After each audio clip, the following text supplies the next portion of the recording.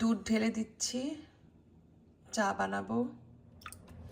তো রোজাতে মশলা চা মানে স্পাইস টি খেয়ে এমন অভ্যাস খারাপ হয়ে গেছে, এখন এই চা ছাড়া আমার একদমই ভালো লাগে না। ইফতারির সাথে সাথে আমি 1 কাপ চা খাই।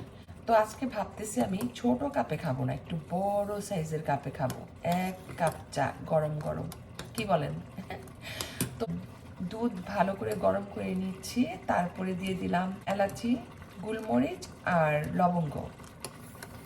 তো এটাকে আরেকটু ভালো করে নেড়ে চেড়ে যখন এলাচির ফ্লেভারটা বের হবে, চা পাতা দিয়ে দিব। তো আজকে যে নতুন চা পাতা কিনে এনেছি সেখান থেকে চা পাতা দিয়ে চা বানাবো, সেই জন্য আমি খুবই এক্সাইটেড। তো এখন আমি চা পাতা দিয়ে দিচ্ছি পরিমাণ মতো, এরকম লুজ চা পাতা দিয়ে চা বানাবো।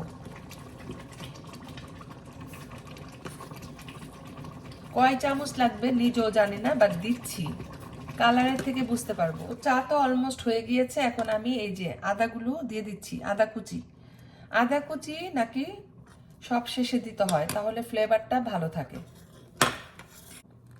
গরম মশলা দিয়ে চা পাতা দিয়ে বানানো মজাদার চা খাবো। তো আমি যেভাবে গরম মশলা দিয়ে চা বানায় খাচ্ছি প্রতিদিন, দুধ চা রোজাতে, তো একটু ভয় লাগছে, কারণ যখন রোজাগুলো শেষ হয়ে যাবে তখন কিন্তু আমাকে আবার আগের মতো রং চা খেতে হবে, মানে লিকার টি, দুধ চিনি ছাড়া। সেটাতে আবার ইউজ টু হতে সময় লাগবে।